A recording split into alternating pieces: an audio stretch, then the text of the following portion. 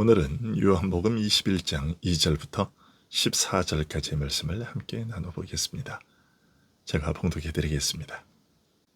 시몬 베드로와 디두모라 하는 도마와 갈릴리 가나 사람 나다나엘과 세베대의 아들들과 또 다른 제자 둘이 함께 있더니 시몬 베드로가 나는 물고기 잡으러 가노라 하니 그들이 우리도 함께 가겠다 하고 나가서 배에 올랐으나 그날 밤에 아무것도 잡지 못하였더니 날이 새어갈 때에 예수께서 바닷가에 서셨으나 제자들이 예수이신 줄 알지 못하는지라.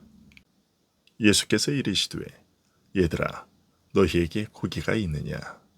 대답하되 없나이다. 이르시되 그물을 배 오른편에 던지라. 그리하면 잡으리라 하시니 이에 던졌더니 고기가 많아 그물을 들 수 없더라. 예수께서 사랑하시는 그 제자가 베드로에게 이르되 주님이시라 하니 시몬 베드로가 벗고 있다가 주님이라 하는 말을 듣고 겉옷을 두른 후에 바다에 뛰어내리더라. 다른 제자들은 육지에서 거리가 불과 한 50칸쯤 되므로 작은 배를 타고 물고기 든 그물을 끌고 와서 육지에 올라보니 숯불이 있는데 그 위에 생선이 놓였고 떡도 있더라. 예수께서 이르시되 지금 잡은 생선을 좀 가져오라 하시니 시몬 베드로가 올라가서 그물을 육지에 끌어올리니 가득히 찬 큰 물고기가 153마리라. 이같이 많으나 그물이 찢어지지 아니하였더라. 예수께서 이르시되 와서 조반을 먹으라 하시니 제자들이 주님이신 줄 아는 고로 당신이 누구냐 감히 묻는 자가 없더라. 예수께서 가셔서 떡을 가져다가 그들에게 주시고 생선도 그와 같이 하시니라. 이것은 예수께서 죽은 자 가운데서 살아나신 후에 세 번째로 제자들에게 나타나신 것이라. 아멘. 예수님께서는 부활하신 후 오병이어의 표적이 일어난 디베리아에서 제자들을 다시 만나셨습니다. 2절과 3절은 예수님께서 제자들을 찾아와 갈릴리에서 만나신 경위에 대해 이렇게 설명하고 있습니다. 시몬 베드로와 디두모라 하는 도마와 갈릴리 가나 사람 나다나엘과 세베대의 아들들과 또 다른 제자 둘이 함께 있더니 시몬 베드로가 나는 물고기 잡으러 가노라 하니 그들이 우리도 함께 가겠다 하고 나가서 배에 올랐으나 그날 밤에 아무것도 잡지 못하였더니. 아마도 제자들은 예수님의 명령에 따라 이미 갈릴리로 돌아와 있었던 것으로 보입니다. 마침 베드로와 도마와 나다나엘, 요한과 야고보 그리고 그 외에 다른 두 제자가 함께 있을 때 베드로가 물고기 잡으러 간다고 하자 모두 그를 따라 배를 타고 바다로 나가게 된 것입니다. 얼핏 당시의 분위기에 맞지 않게 한가롭게 행동한 것처럼 보이지만 이 일은 별 뜻 없이 우연히 일어난 일이 아니었습니다. 성경의 기록들을 보면 베드로는 제자들을 이끄는 역할을 하곤 했던 인물이고 도마는 주님의 부활을 선뜻 믿지 못하고 의심했던 인물입니다. 나다나엘은 예수님께서 처음으로 제자들을 부르실 때에 참 이스라엘 사람이요 속에 간사함이 없다 하는 인정을 받았고 그를 무화과 나무 아래에서 보았다는 주님의 말씀에 주는 하나님의 아들이시요 이스라엘의 왕이시라고 고백했던 인물입니다. 비록 12사도 중에 속하지는 않았지만 나다나엘은 부르심을 받은 이후에 계속해서 제자들과 가까운 관계를 유지했던 것으로 보입니다. 요한은 야고보와 함께 그 어머니가 주의 나라에서 주의 좌우편에 앉게 해달라고 부탁할 만큼 제자들 중에 돋보이는 인물이었습니다. 변화산에 오르실 때 예수님께서 베드로와 함께 데리고 갔던 제자가 요한과 야고보였고 야이로의 딸을 살리실 때에도 이 세 사람만 데리고 들어가셨습니다. 이처럼 여기에 모인 사람들은 12사도 중 핵심 인물들이었고 다양한 모습으로 주의 부르심을 받고 따르게 된 사람들 전체를 대표할 만한 자들이었습니다. 갈릴리에 돌아와 며칠이나 지났는지 알 수 없지만 이곳에서 그들을 만날 것이라 하신 약속에 따라 주님을 기다리던 중에 베드로가 갑자기 물고기를 잡으러 가겠다고 하며 나서자 너나 할 것 없이 모두가 따라 나섰습니다. 베드로가 그렇게 물고기 잡으러 가겠다고 한 이유를 정확히 알 수는 없지만 보물의 전체 상황으로 미루어 짐작하건대 아마도 얼마 전 주님을 배신한 배신의 상처가 중요한 역할을 했던 것으로 보입니다.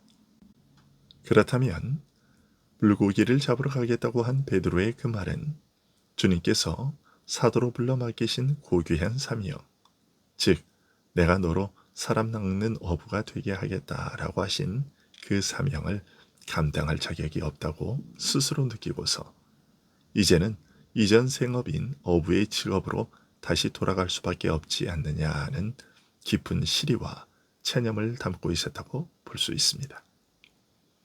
하지만 이것만으로는 베드로의 심정을 충분히 다 설명했다고 말할 수 없습니다.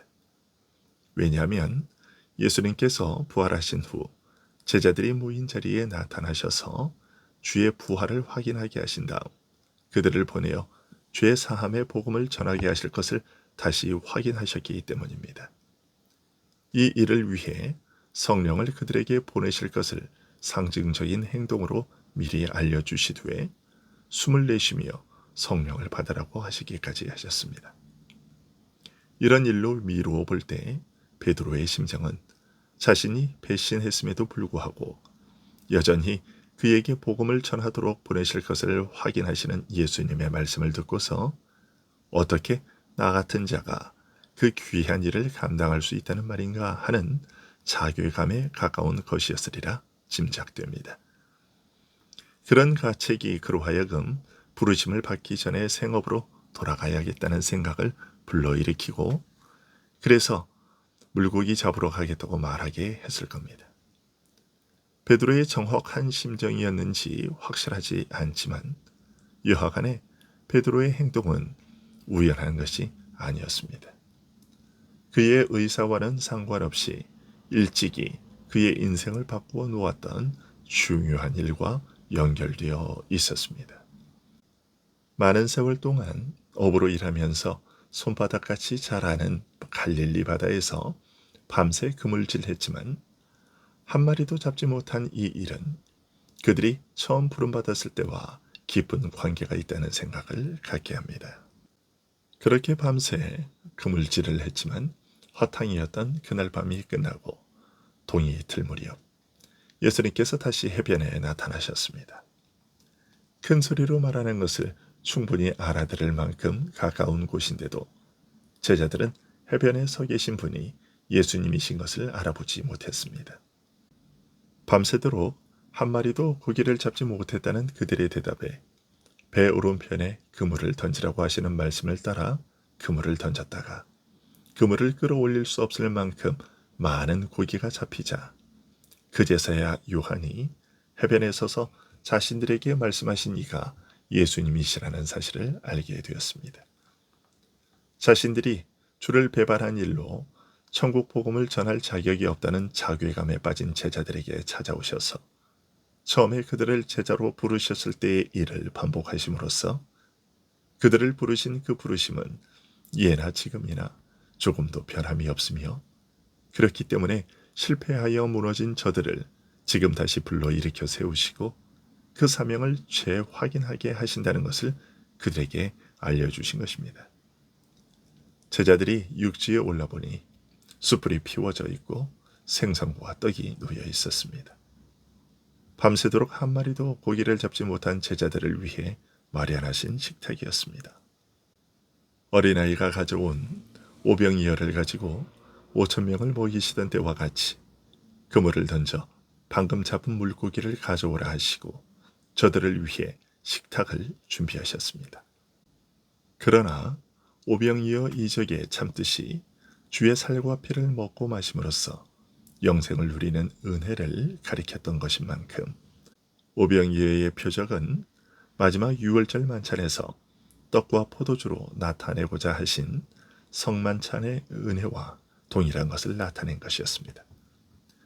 말하자면 지금 예수님께서 해변에서 생선과 떡으로 준비하신 식탁은 오병이어의 표적과 동시에 마지막 유월절에 세우신 성만찬을 상기시키는 것이었던 겁니다.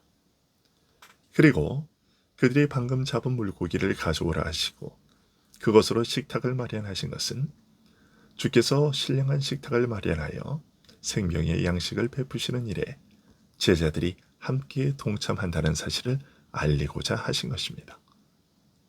너희가 먹을 것을 주어라 라고 하시고 아이에게서 얻은 생선과 떡을 내어놓자 축사하시고 제자들로 하여금 무리들에게 나누어 주게 하셨습니다. 오늘 말씀에서도 예수님께서는 밤새 그물질한 제자들을 향해 너희에게 고기가 있느냐라고 물으셨습니다. 우리말로는 고기라고 번역되어 있지만 원래는 빵에 첨가하여 먹는 것을 가리킵니다. 즉 주님께서는 제자들에게 오병이어 때와 마찬가지로 너희에게 먹을 것이 있느냐라고 물으신 것입니다.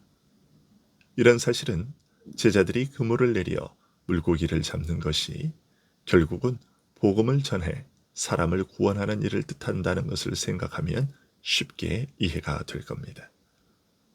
주님께서 자신의 살과 피로 마련하신 영생을 얻게 하는 일에 제자들은 바로 그 복음을 전함으로써 참여해야 할 것을 알려주신 것입니다.